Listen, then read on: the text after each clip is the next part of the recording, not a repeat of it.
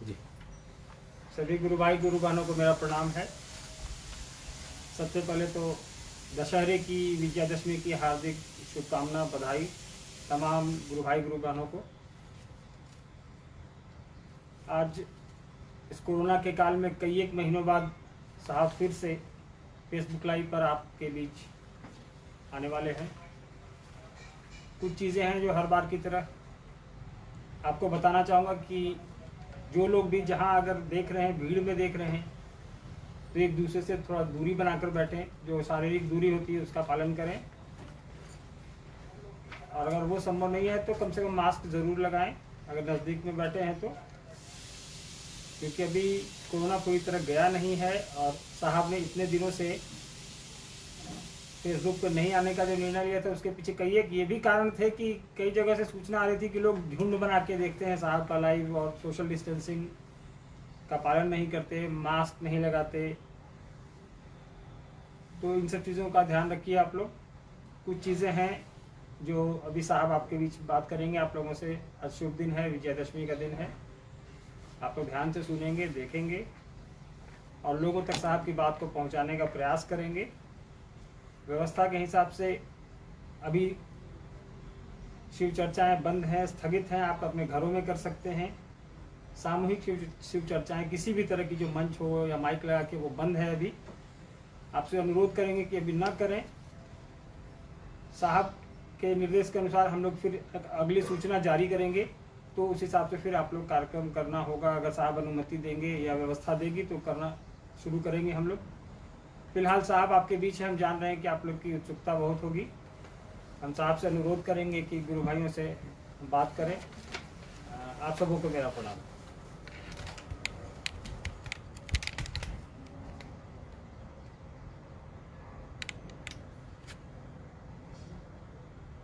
जी। सबों को मेरा प्रणाम।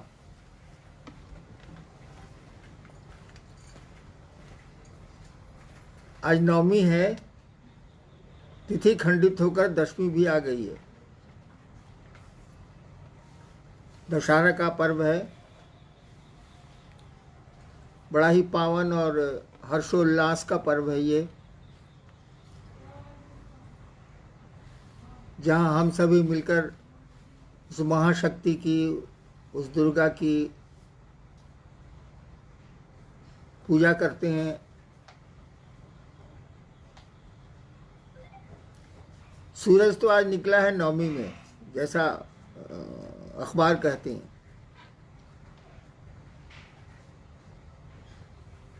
नवमी शब्द का अर्थ ही हुआ 9 दिन का। आज 9वां दिन है। शक्ति की पूजा में, भगवती की पूजा में 9 दिन का महत्व माना गया है। जैसे रामनवमी में भी है, नौ दुर्गा का भी है, नवमी का भी है। इसकी आध्यात्मिक व्याख्या की गई है, जिसमें कहा गया है कि 5 तत्व हैं, 5 महाभूत हैं ये। क्षिति जल पावक समीर गगन 5 महाभूत हैं, और 3 गुण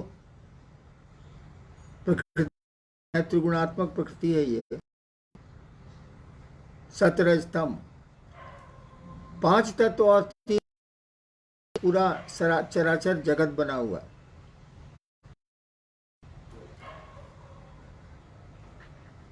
आदमी में भी, मानव सृष्टि में भी इन्हीं तत्वों और इन्हीं गुणों का समावेश है। उन्हीं से मानवीय सृष्टि बनी। तो 5 तत्व और 3 गुण और एक शिव, एक परमात्मा, कुल मिलाकर होते हैं 9। 5 महाभूत, 3 गुण और एक शिव, एक ईश्वर। ये पूरी सृष्टि उसी शिव की इच्छा है, और उनकी इच्छा से ही, उस ईश्वर की इच्छा से ही 5 तत्व 3 गुण बने हैं। और शिव की इच्छा ही शक्ति मानी जाती है। ऐसी परिस्थिति में वो 9 के भीतर ही है। 5 तत्व 3 गुण एक शिव, के भीतर ही पूरी शक्ति का विस्तार है, पूरी सृष्टि का विस्तार है। परमात्मा की इसी के माध्यम से व्याप्ति भी है और विस्तार भी है। इसीलिए शक्ति की पूजा में 9 अंक आता है। आज रामनवमी है, तिथि खंडित हुई है तो दशहरा आया है, यानी दशमी आई है। पहले आप सबों को इस दशहरा पर, इस विजयादशमी के पर्व पर मेरी हार्दिक शुभकामना है। आप मेरा प्रणाम ग्रहण करें। जहाँ तक कोरोना का सवाल है, इस बीमारी का सवाल है जिससे आज विश्व त्रस्त है,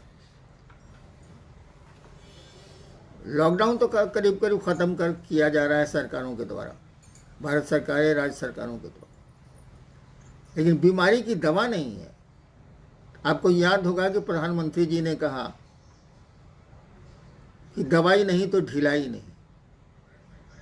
हमको आपको उसको मानना चाहिए। मास्क और जो दूरी है, सोशल डिस्टेंस जो मेंटेन करना है 6 गज का, 6 फीट का, उसको मानना है। अनावश्यक भीड़ भाड़ में नहीं जाना है, बिना काम के तफरीह में अभी नहीं निकलना है। थोड़ी सतर्कता तो ज़रूरी है। दवा आ जाएगी तो फिर देश में जो मशवरा प्राप्त होगा, सलाह प्राप्त होगी प्रशासन के द्वारा, वो हम लोग करेंगे। लेकिन अभी, और इसीलिए शिव चर्चाएँ भी बंद की गई हैं कि भीड़ नहीं हो। जैसे 200 आदमी के इकट्ठा होने की अनुमति सरकार दे रही है, लेकिन 200 आदमी ही मात्र इकट्ठा होंगे इसकी कोई गारंटी हम आप नहीं ले सकते। क्योंकि सब समझता है कि हम तो अकेले जा रहे हैं। वो एक राजा था ना, जिसने कहा कि 1 लोटा थोड़ा सा दूध कुएं में डाल दिया और कहा कि इलाके के लोग इसमें 1-1 लोटा दूध डालें। सबने सोचा कि जब दूध पड़ा ही हुआ है तो 1 लोटा से क्या अंतर पड़ता है, पानी डाल देते हैं। और पूरे इलाके से 1-1 लोटा पानी ही आता रहा, दूध नहीं आया। नतीजा हुआ कि कुआं का पानी, जो दूध था, वो भी पानी हो गया। तो 200 आदमी की अनुमति, या प्रशासन आपको अनुमति देता है कि 200 आदमी का आप कार्यक्रम कर सकते हैं। यदि एसडीओ साहब, आपके लोकल जो अनुमंडल पदाधिकारी हैं, वो अनुमति देते हैं कि ठीक है 200 आदमी में आप अपना कार्यक्रम करिए, लेकिन आप कोई गारंटी नहीं दे सकते हैं कि 2 ही आदमी होंगे। वो संख्या बढ़ेगी, क्योंकि शिव शिष्यता में भीड़ बहुत है, शिव शिष्य बहुत हैं, खास करके गुरु बहनें हैं जो मानती नहीं हैं। तो 200 आदमी की अनुमति लेकर कार्यक्रम करना भी बहुत ठीक नहीं होगा, क्योंकि आप संख्या को रेगुलेट नहीं कर सकते हैं, नियमित नहीं कर सकते हैं। आइए देखते हैं, कुछ जिज्ञासाएं आई हैं और कोशिश करते हैं उनका क्या उत्तर हो सकता है। जी, अरुणाचल प्रदेश से एक शिष्य हैं जिन्होंने जिज्ञासा भेजी है कि कहा जाता है कि शिव और शक्ति में कोई विभेद नहीं है, ऐसे में भगवान शिव से जुड़े बिना शक्ति की आराधना कैसे फलदायी होगी? हाँ, शक्ति और शिव में तो कोई विभेद नहीं माना जाता है। सूरज और सूरज की किरणें, आग और उसकी गर्मी, ताप। आग है तो ताप होगा, गर्मी उसमें होगी, हीट उसमें होगा। सूरज है तो रोशनी उसमें होगी, प्रकाश की किरणें होंगी ही होंगी। ठीक उसी तरह से शिव हैं तो माना जाएगा कि शिव में शक्ति व्यक्त हुई है, शिव में जो शक्ति अंतर्निहित है वो व्यक्त हुई है, और पूरी सृष्टि हमारे आपके सामने दृश्य भी है और दृश्य भी है। ये शक्ति कहा जाता है कि या शक्ति शिव से शक्ति, जो भी शक्तियां हैं वो शिव की शक्तियां हैं, अनंत शक्तियां हैं। मूल रूप से तो जो शक्ति मानी जाती है उसकी पूजा हो भी रही है, गौरी हैं और अन्य शक्तियां हैं जो मूल रूप से मानी जाती हैं। उनके नीचे तो असंख्य अनंत शक्तियां हैं। तो शिव के बिना तो शक्ति हो नहीं सकती, और शक्ति ना हो तो शिव भी जाने नहीं जाएंगे, अव्यक्त होंगे। जो महाकाल की स्थिति है, जब काल ही नहीं था तब भी शिव थे। काल का अर्थ होता है जब कुछ बनेगा तो काल शुरू होगा। जैसे घड़ी बन जाएगी तब समय शुरू होगा कि इस तारीख को बनी थी, इतने दिन चलेगी, इसके बाद ये खत्म हो जाएगी। दवा बनी है, इतने दिन ठीक रहेगी, उसके बाद इसकी शक्ति घटती चली जाएगी। तो महाकाल का यही कॉन्सेप्ट है, महाकाली का भी यही कॉन्सेप्ट है। जब काल नहीं था यानी सृष्टि नहीं थी तब भी ये थे, लेकिन वहाँ शक्ति अव्यक्त है शिव में। शिव की इच्छा अव्यक्त है शिव में, व्यक्त नहीं हुई है, उसका प्रस्फुटन नहीं हुआ है। जैसे शक्ति व्यक्त हुई है तब वही 5 तत्व और 3 गुणों का निर्माण हुआ है और पूरी सृष्टि बनती चली गई है क्रमशः। सवाल है कि क्या शक्ति की जी विभेद नहीं है वो तो नहीं है शिव और शक्ति में। हाँ। तो ऐसे में भगवान शिव से जुड़े बिना शक्ति की आराधना कैसे फलदायी होगी? देखिए, आराधना का उद्देश्य क्या है, पहले तो ये महत्वपूर्ण है। आप चाहते क्या है? आप भगवती से क्या मांगना चाहते हैं? सुख, धन, धान्य, वैभव, इस जगत की चीजें, या भगवती को ही मांगना चाहते हैं? जैसे है ना, शिव से हम मांगते हैं, शिव को कहाँ कोई जल्दी मांगता है। तो भगवती से अगर मान लेना चाहते हैं तो शिव की पूजा की बहुत महत्ता नहीं है, वो दे देंगी। हालांकि शक्ति उन्हीं की है, लेकिन वो दे देंगी। देवियों की स्वतंत्र पूजा होती ही होती है, पहले नहीं होती थी, अब तो होने लगी है, बहुत दिनों से, बहुत हजार वर्षों से हो रही है। लेकिन अगर भगवती को चाहेंगे आप, तब तो शिव की आराधना मस्त है, कोई उपाय नहीं है हमारे आपके पास, क्योंकि उन्हीं की शक्ति है, उन्हीं की इच्छा है। शक्ति कहा जाता है, शिव की इच्छा शक्ति है, और उन्हीं की इच्छा से सारा जगत चल रहा है, वही शक्ति काम कर रही है। तो शक्ति से अगर जगत मांग रहे हैं तो मिल भी सकता है, लेकिन शक्ति को ही मांग रहे हैं, भगवती को ही अपना बनाना चाहते हैं, तब तो शिव की आराधना अनिवार्य है, आवश्यक है। कोई उपाय हमारे आपके पास नहीं है। जगत मांगिएगा तो दे सकती, देती ही।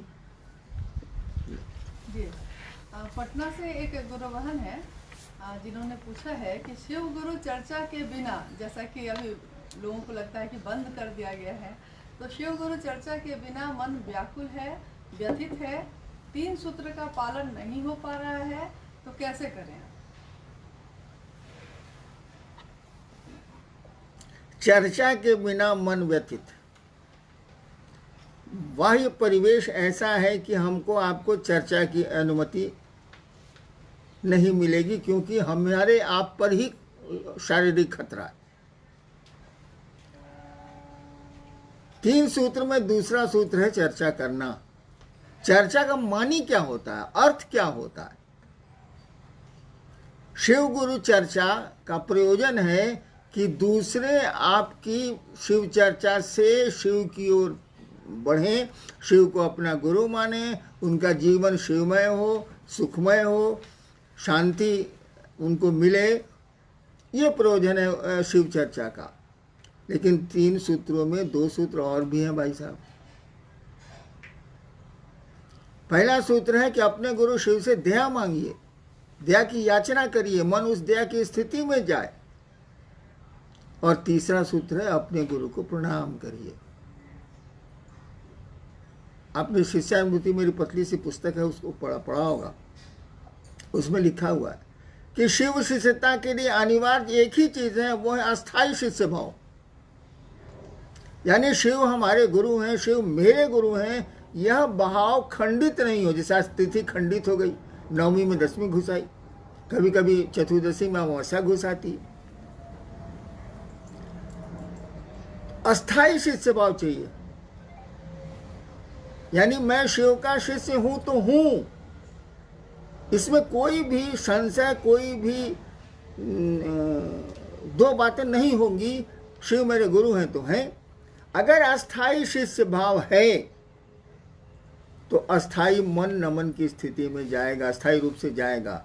अस्थाई रूप से मन शिव से दया की याचना में जाएगा। बोलने या करने जैसा कुछ भी नहीं।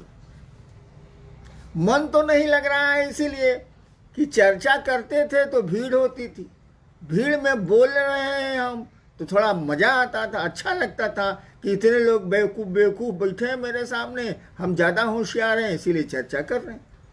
दूसरे प्रयोजन भी हो सकते हैं। एक आदमी का प्रयोजन हो सकता है कि लोगों को सुना रहा वो कि शिव की चर्चा सुन के ये लोग शिव की ओर चलेंगे, शिव इनके गुरु होंगे, शिव से जुड़ेगा इनका मन, तो कम से कम शैतानियत से तो बचेगा।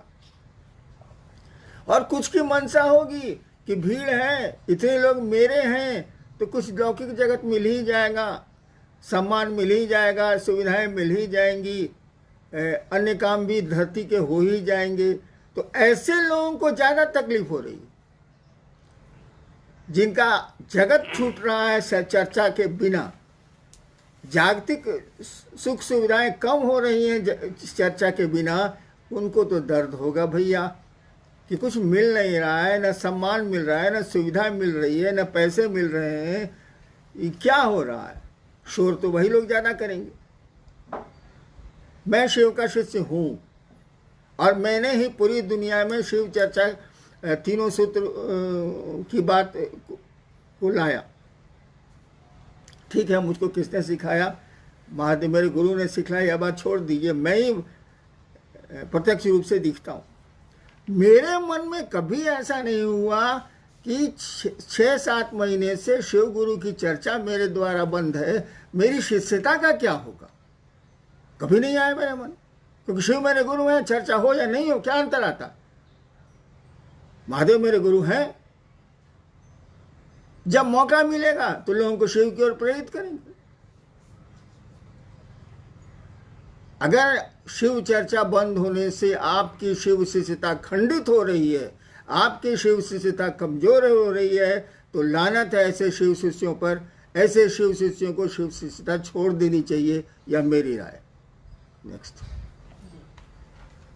बनारस से एक शिव शिष्य हैं, उन्होंने कहा है कि शिव शिष्य बहुत दिनों से नमः शिवाय कर रहे हैं, कुछ लोग मना करने पर भी करोड़ों कर चुके हैं, तब भी उन्हें शांति नहीं है और परेशानियों की शिकायत करते हैं। क्यों? परम शांत की पूजा करके भी इतनी अशांति क्यों है? मैंने इतने दिन से नमः शिवाय करते हैं, करोड़ों कर चुके हैं जी। अच्छा, तो परम शांत की पूजा करके अशांति, इतनी अशांति क्यों है? जी, और तभी उन लोगों को शांति नहीं मिली, बोलते हैं। पहले तो नमः शिवाय आपने करोड़ों कर लिया, जैसा प्रश्न आया है, करोड़ों कर लिया। मैं ऐसे लोगों से मिला हूं जिन्होंने अरबों नमः शिवाय किए, और मेरे साथ रहे हैं वो लोग जिन्होंने अरबों नमः शिवाय किए हैं। 24 घंटे यही काम ही करता था वो। और उसके बाद मैंने देखा उस आदमी को कि आदमी नहीं रह गया था, उसका व्यवहार बहुत अहंकारी हो गया था। अंग्रेजी का शब्द इस्तेमाल किए तो वो इडियट हो गया था।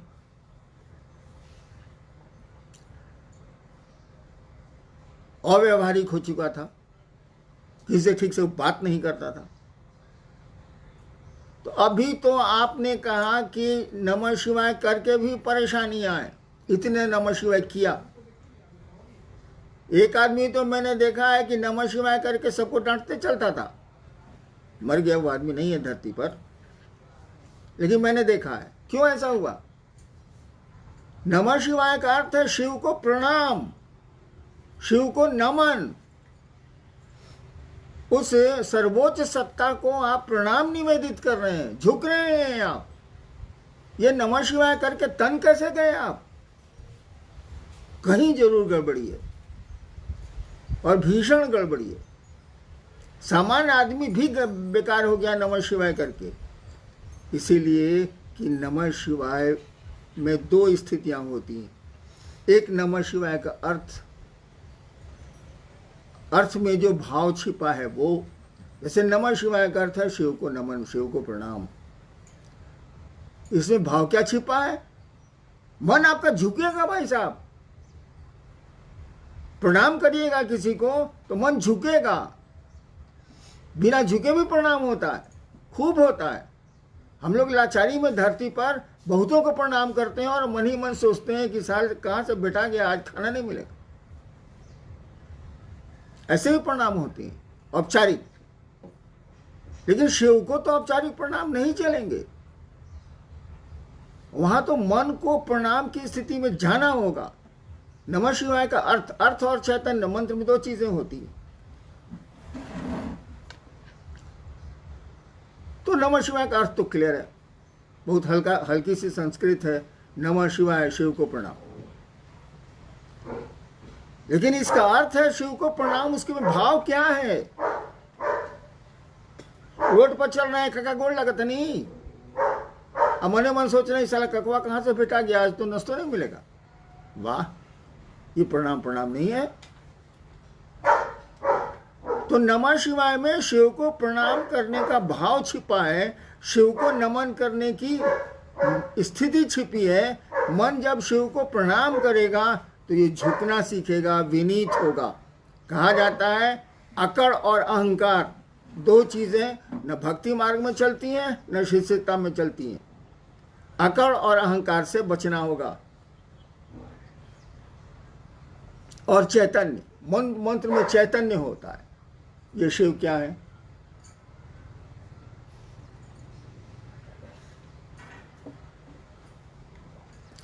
जब ये समझ में आएगा कि ये शिव क्या है, ये गुरु की दया से ही होता है। मंत्र का देवता ही, गुरु ही समझाता है और मंत्र में चैतन्य डालता है। उसमें जो ज्ञान है उस मंत्र में, उसको डालता है शिष्य में। जब मंत्र में अर्थ और ज्ञान दोनों आएगा, क्या आप बात करते हैं, एक मन है नमः शिवाय आपको शिव बना देगा। करिए तो सही, ये करोड़ों काहेला कर रहे हैं।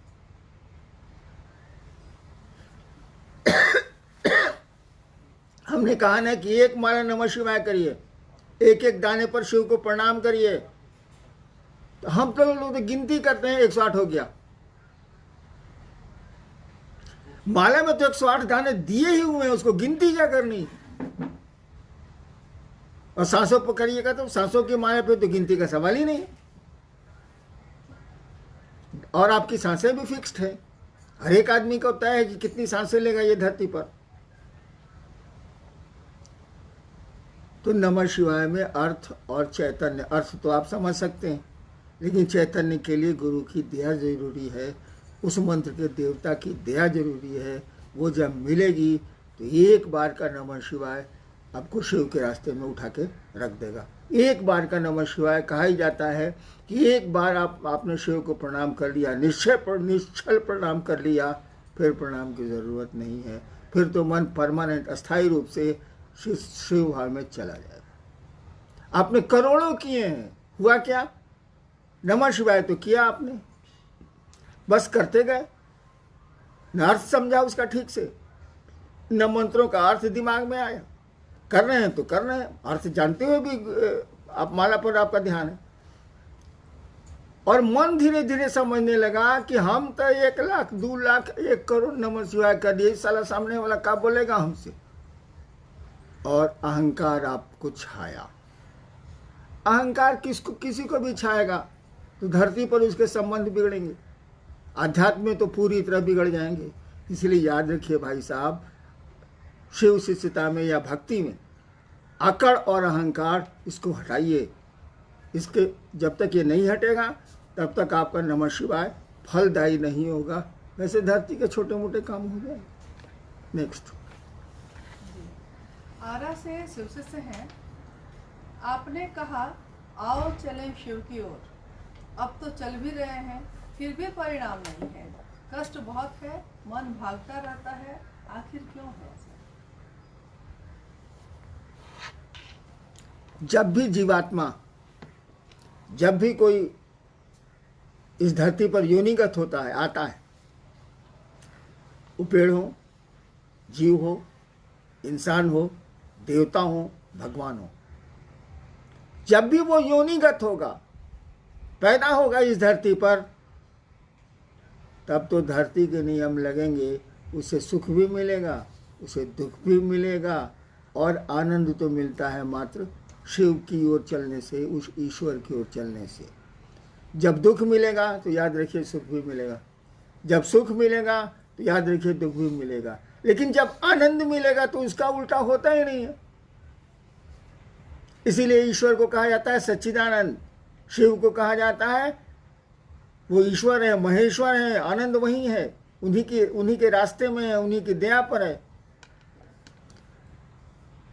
तो आओ चलें शिव की ओर, किसी ने कहा।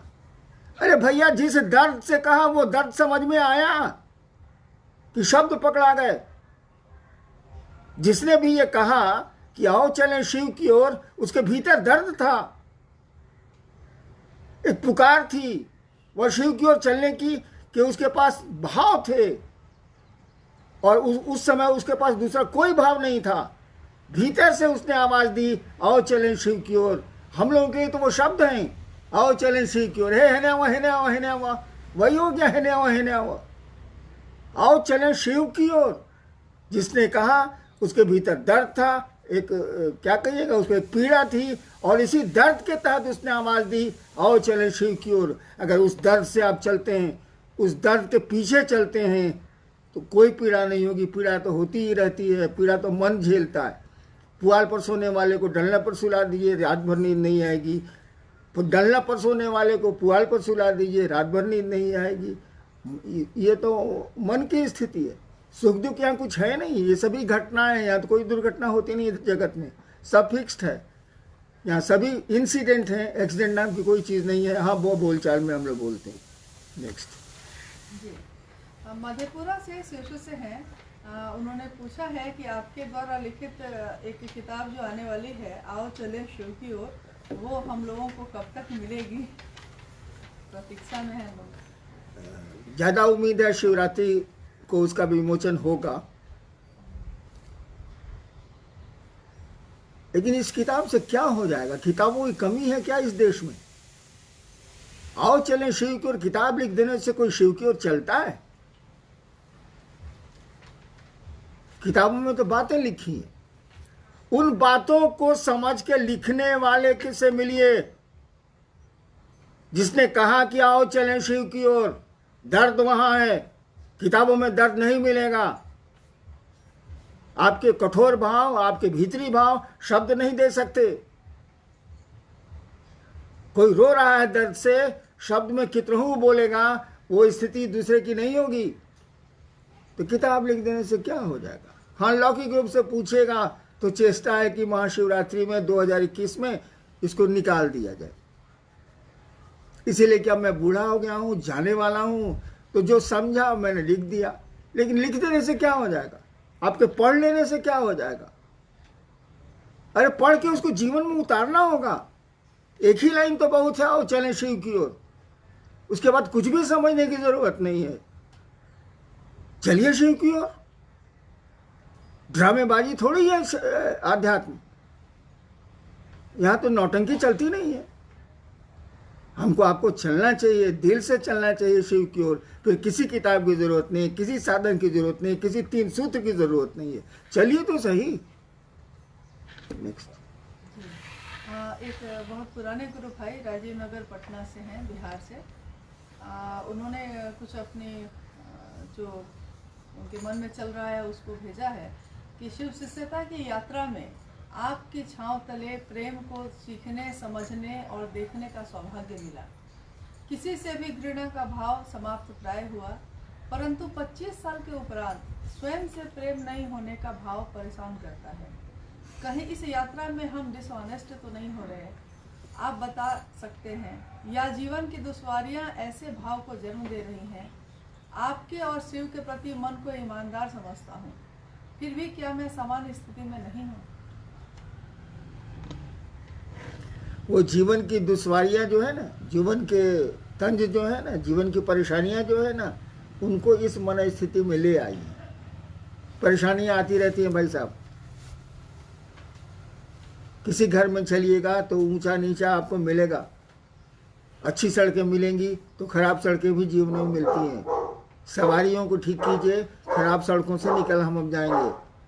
मैंने कई बार कहा है कि जब खराब सड़क मिले तो अच्छी गाड़ी कर लीजिए, अच्छी सवारी कर लीजिए, तो झटका कम लगेगा, दर्द कम होगा। और शिव की सवारी से, लेकिन शिव की सवारी शरीर नहीं कर सकता है। शिव की सवारी जब करेगा तो मन करेगा। मन ही ने शैतान होता है, मन ही ने शिव होता है। एक आदमी घायल है और वो बेहोश हो गया है, कोई दर्द नहीं। एक बार मैं कुर्सी पर बैठा था यहीं रांची में, अचानक मैं बेहोश हो गया। इतना मजा आया मुझको, इतना मजा आया कि मत पूछिए। मुझको कुछ भी याद नहीं कौन क्या कर रहा। जब होश में आया तब देखा कि लोग सामने हैं और सब परेशान हैं। मुझको इतना मजा आया, वो जो 1 मिनट का समय था, कुछ भी मुझको पता नहीं चला। हाथ जब कुर्सी से नीचे गिर गए, गर्दन लुढ़क गई, मैं मर गया। बड़ा मजा आया। यानी मन ही न पकड़ेगा इसको कि कोई दर्द है, कोई सुख है। मन जब शिव की ओर चलेगा तो ये झटका कम लेगा और परेशानियां कम होंगी। जहां तक अपने से प्रेम करने का सवाल है, भाई ने लिखा है कि अपने से प्रेम नहीं हो रहा है। भैया अपने से काहेला प्रेम कर रहे हो? शिव से प्रेम करो ना, अपना खुद ही समझ में आ जाएगा कि हम लोग क्या हैं। आदमी को शिव से प्रेम करना चाहिए और थोड़ा बढ़िया से नमः शिवाय करिए। शिव को प्रणाम करने की कोशिश करिए। नमः शिवाय कोई दूसरा अर्थ नहीं है। अगर शिव को मन ही मन प्रणाम करते हैं आप, शिव को मन प्रणाम करने की स्थिति में जाता है तो नमः शिवाय की भी जरूरत नहीं है। इस साल नहीं जाता है मन, इसीलिए हम लोग कहते हैं नमः शिवाय करिए। नमः शिवाय तो आपको प्रणाम की स्थिति में ले जाता है, बहुत पावरफुल मंत्र है। उससे ज्यादा पावरफुल कोई मंत्र ही संसार में नहीं है, क्योंकि शिव से पावरफुल कोई है ही नहीं संसार में। इसलिए उनका नाम मंत्र सबसे पावरफुल है। इसको किया जाए। जी, एक भाई हैं औरंगाबाद बिहार से, उन्होंने लिखा है कि शिव शिष्य होने की मनोदशा में जब लोग आते थे, लंबे समय तक ये संवाद संप्रेषित किया जाता था कि जागा जागा महादेव के उद्घोष के साथ अंतरिक्ष को प्रेषित किया जाता था। जो आपकी शिष्यानुभूति में लिखा भी है कि यह प्रेषण वायुमंडल में ध्वनि के संप्रेषण का भाव प्रत्यक्ष या अप्रत्यक्ष जीव आत्माओं को सूचित करने के विज्ञान पर आधारित है। तो इसमें प्रत्यक्ष और अप्रत्यक्ष जीवात्मा किसके लिए कहा गया है? प्रत्यक्ष तो हो गए आदमी, प्रत्यक्ष या सब कुछ जो दिख रहा है सो प्रत्यक्ष है। कोरोना भाई सब दिख रहा है, कोविड-19 का कीड़ा दिख रहा है, और क्या जुलूम ढाया हुआ है सो देख लीजिए। त्रस्त है लोग, विश्व त्रस्त है, देश परेशान है, कोरोना तो दिख नहीं रहा। ऐसे असंख्य जीव हैं, जीव तो है वो, तभी उसके एक्शन है, तभी वो फेफड़ा को फुटबॉल की तरह खड़ा कर देता है ना जीव। तो कहा गया कि दृश्य अदृश्य दोनों जगत की जीवात्माओं के लिए यह संप्रेषण कि किसी ने शिव को अपना गुरु माना है काम करता है। इसीलिए संप्रेषण दिया हुआ है। अब तो घोषणा को भी बहुत महत्वपूर्ण हम लोग नहीं मान रहे हैं, क्योंकि घोषणा करने से क्या हो जाएगा। घोषणा तो हम लोग बहुत चीज़ की करते हैं। तो ये घोषणा कर देने से किसी ने शिव को गुरु माना है, वो शिवसी से नहीं होगा। शिवसी से जब हो जाएगा तब ये घोषणा चरितार्थ होगी, सार्थक होगी। ऐसे घोषणा का कोई अर्थ नहीं। हाँ, प्रत्यक्ष अप्रत्यक्ष जो जीवात्माएं हैं उसको सूचना चाहिए जाती है। जब हम आप समझते हैं कि साला करा के भी साला शिव को गुरु नहीं मानेगा, ड्रामा कर रहा है, तो और लोग भी तो यही समझते हैं। चलिए भाई, अंतिम ही है। अच्छा एक गुजरात से एक है, गुरु भाइयों और गुरु बहनों की तरफ से, कि साहब से, चूंकि अभी कोरोना काल में लंबे समय से आपसे लोग मिल नहीं पा रहे हैं, तो ये उनका है कि साहब से कुछ महीने मिल नहीं पाए तो मन में बहुत घबराता है, लगता है कुछ खो गया है। ऐसी स्थिति क्यों हो गई है हम लोग? अभी तो टेम्पोररी नहीं मिल रहे हैं भाई साहब, अस्थायी रूप से आप नहीं मिल रहे हैं। 6 महीने हुआ, 7 महीने हुआ नहीं मिल रहे। वो तो कोरोना की संक्रांति कह लीजिए है। अस्थाई भी स्थिति आने वाली है भाई साहब। और मैंने कभी नहीं कहा कि आप मुझसे जुड़े, मैंने शिव गुरु की बात शुरू की थी 1980 में, शिव गुरु से जुड़ने की बात की है, शिव का शिष्य बनने की बात की है। आज भी वही करता हूँ और मरने तक आप मेरी आवाज़ यही सुनेंगे कि शिव से जुड़ें। और शिव परमानेंट है, अस्थाई है। शिव नहीं है तो शक्ति नहीं है, और शक्ति नहीं है तो जगत ही नहीं, हम आप ही नहीं। हमने शिव से जुड़ने की बात कही है, अपने से जुड़ने की बात नहीं कही है। और हमसे जुड़ के क्या करेंगे आप? जैसे आप अदना सा इंसान, हम भी अदना सा इंसान, दोनों तो एक ही हैं भाई साहब। लेकिन आइए मिल के चलते हैं शिव की ओर, जब तक चल सकते हैं। और नहीं चल सकेंगे तो अपने गुरु शिव से दया की याचना करेंगे। क्यों नहीं, अब बनाया उसी ने है, गुरु भी वही है। और गुरु का क्या मानी है जब उसके शिष्य ही नहीं हो, धरती पर आए ही नहीं, तो ऐसे गुरु को नहीं रहने से क्या फ़ायदा। वो बुलाता है, हम कहते ही हैं कि हम 1 कदम चलेंगे, वो 100 कदम चलता है। लेकिन शुरुआत तो हमको आपको ही करनी होगी, दवा तो हमको आपको ही खानी होगी। पॉकेट में और 3 सूत्र को लेकर ढोने में शिव से न जुड़ पाएंगे हम लोग। सबको मेरा प्रणाम।